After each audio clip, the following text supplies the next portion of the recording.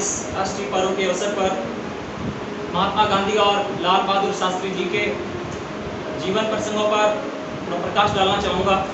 मुझे आशा ही न कि अपूर्वपूर्ण विश्वास है कि आप सभी ध्यानपूर्वक सुनेंगे और अपने जीवन में इन आदर्श मूल्यों को धारण करने का प्रयास करेंगे। वह पथ क्या पथि कुशलता क्या, जिस पथ में विक्रय शूल न हो, जिस पथ में विक्रय शूल न हो।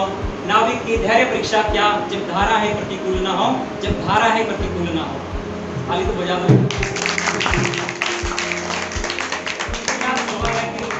हमारी भारत भूमि पर सदैव से सैकड़ों महापुरुषों ने जन्म लिया है और इसी श्रृंखला में महात्मा गांधी जी जैसे एक महापुरुष ने जन्म लिया। ये एक ऐसी शख्सियत थी जिन्होंने हमारे भारतवर्ष को अहिंसा, प्रेम, दया, सत्य के आदर्श मूल्य सिद्धांत हैं उन पर चलते हुए अंग्रेजों की गुलामी, दास्तां की बेड़ियों से स्वतंत्रता दिलाई, हमारे भारतवर्ष को पुनः स्वतंत्र किया, स्वराज्य दिलाया।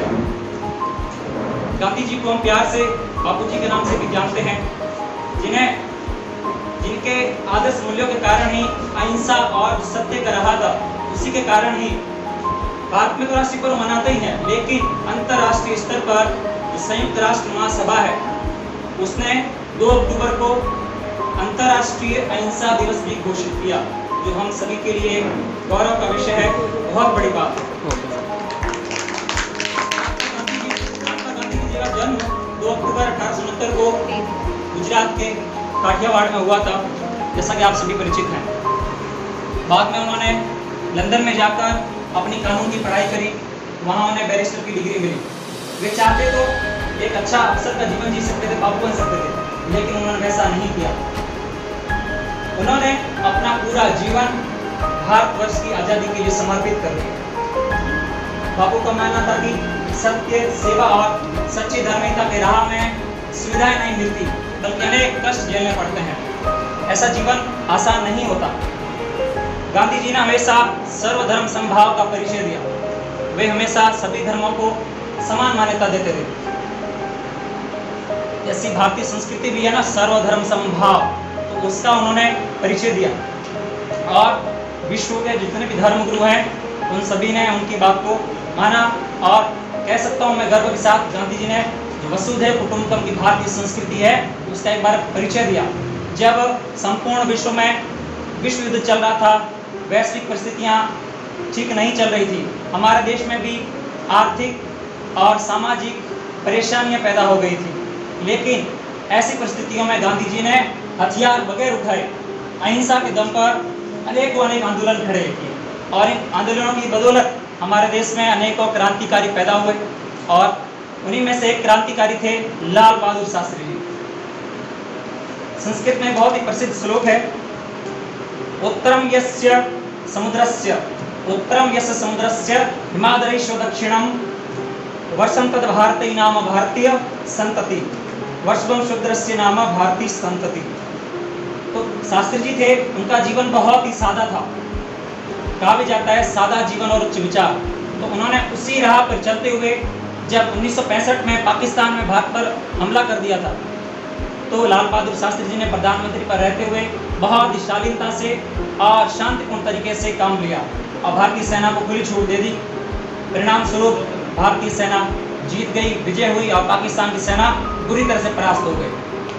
तो इन्हीं परिस्थितियों में हमारे देश में अनाज की काफ़ी ज़्यादा कमी बढ़ गई थी।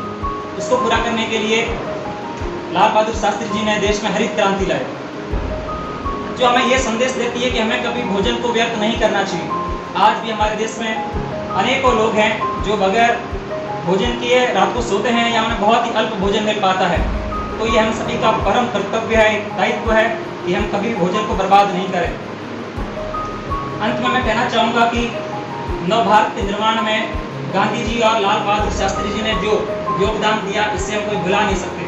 और आप सभी इससे परिचित होंगे, विदित होंगे कि अभी भारत सरकार आज़ादी का अमृत महोत्सव मना रही है, क्योंकि अगले ही वर्ष आज़ादी के 75 वर्ष पूर्ण होने जा रहे हैं।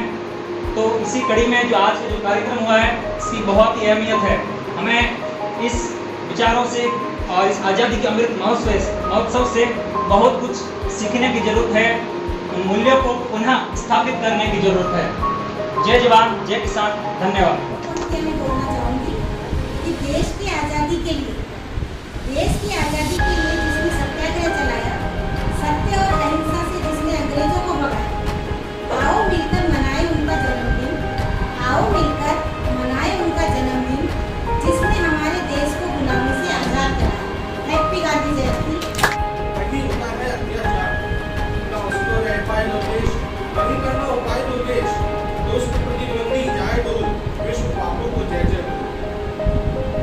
हे बापूस भारत के तुम एकमात्र ही नाथ रखे, जीवन का सर्वस्व किसी को देकर इसके साथ रखे। तेरे कर्तव्यों से बापू भारत फिर स्वाधीन हुआ, उपकारों का ऋणी सदा ये तेरे ही अधीन हुआ। कल तुम भी कभी पूर्ण हो, जनगण मन साकार करो। आओ बापू आओ फिर से हम सबको, आप सब जैसे भावी अध्यापक हैं, अगर आप सब भी इसको अपनी जिंदगी में उतारेंगे तो ये काफी अच्छा रहेगा हमारे समाज के लिए, हमारे आने वाली पीढ़ी के लिए। बात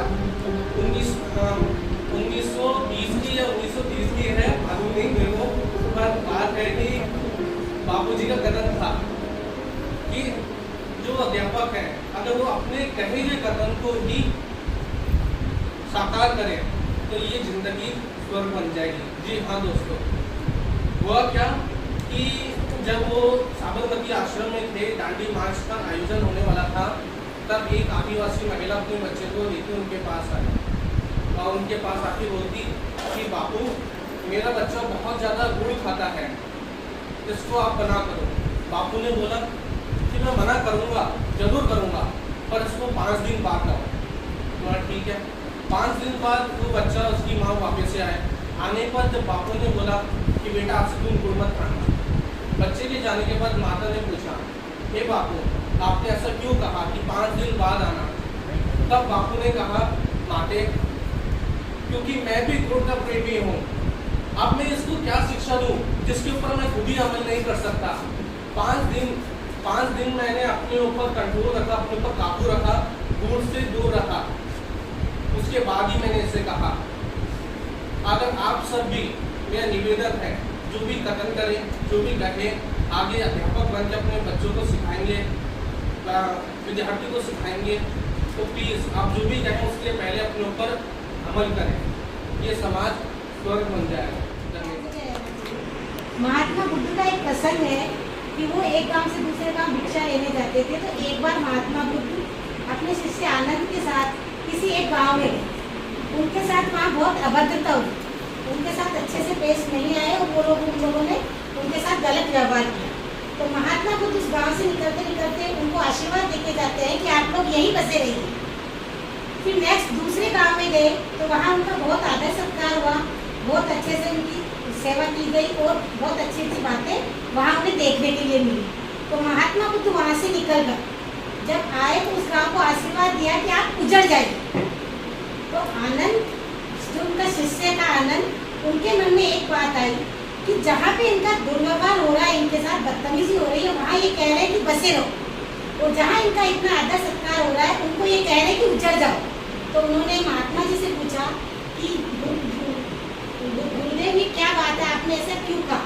तो उन्होंने कहा कि जो बुरे विचार है वो सीमित क्षेत्र में रहे वही अच्छा है, और जो अच्छे विचार, अच्छी बातें हैं, अच्छे संस्कार है, वो पूरे संसार में फैले, तो इससे पूरा संसार स्वच्छ और अच्छा बनेगा, संस्कारी बनेगा, सांस्कृतिक रहेगा और धर्म के अनुकूल रहेगा।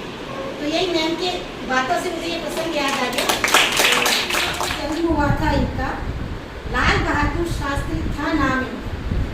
कद में भले ही छोटे थे और गुणों में थे बहुत महान। सादा जीवन, उच्च विचार, यही उनकी थी पहचान। गांधीवादी विचारधारा के वो सच्चे अनुगामी थे।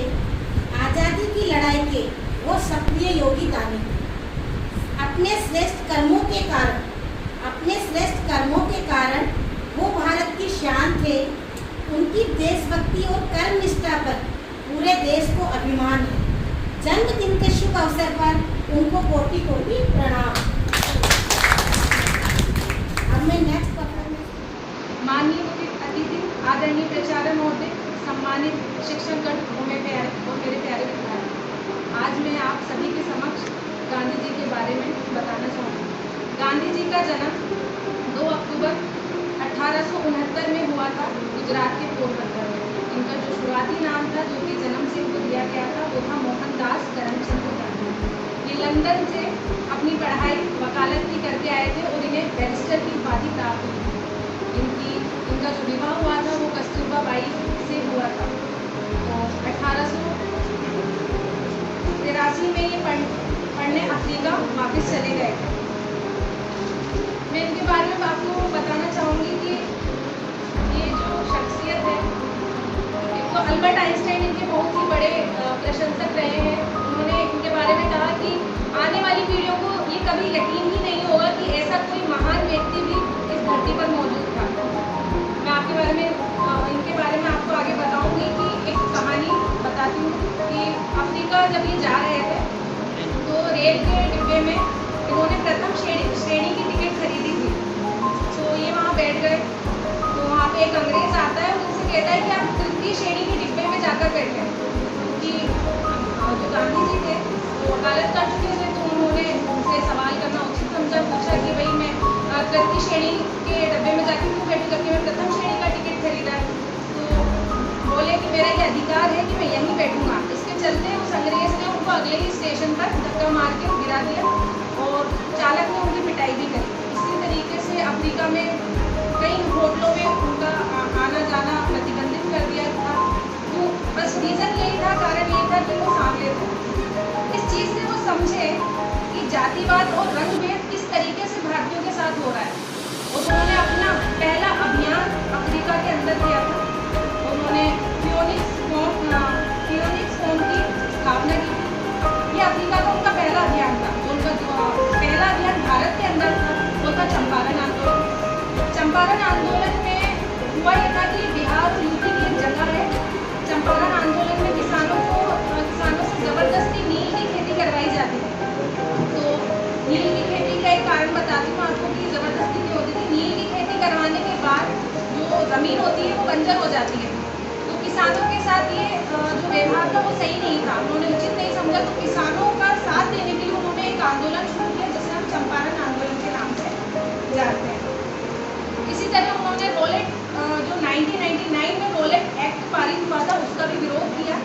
ये एक इस तरीके का कानून था जिसे गांधी ने काला कानून भी कहा था। ये बिना दलील, बिना अपील और बिना वकील वाला कानून था, जिसमें किसी भी क्रांतिकारी को, जो कि भारत के अंदर लागू किया गया था, जिसमें किसी भी क्रांतिकारी को कभी भी गिरफ्तार किया जा सकता है। उसे बिना कोर्ट में पेश किए कई समय तक बंदी बना के सरकार रख सकती है। उन्होंने इस कानून का भी विरोध किया था। 1920 में उन्होंने असहयोग आंदोलन चलाया। असहयोग आंदोलन में उन्होंने विदेशी वस्तुओं का बहिष्कार कर दिया और इसके तहत उन्होंने खादी का प्रयोग और खादी का उत्पादन शुरू करवा दिया गया। इससे हुआ क्या कि भारत में खादी का उत्पादन शुरू हुआ और सब विदेशी वस्तुओं पर जो गांधी जी जो लोगों की निर्भरता थी वो खत्म हो गई। इसी के तहत आज जो हमारे देश में मेक इन इंडिया चल रहा है वो भी चला दिया था, जो प्रधानमंत्री के द्वारा आज चलाया जा रहा है। ये भारत का प्रथम जन आंदोलन था जिसमें किसी भारतीय जनता को इतना साहसी बना दिया था और सरकार की आलोचना करना इस समय तक अब आम बात हो गई।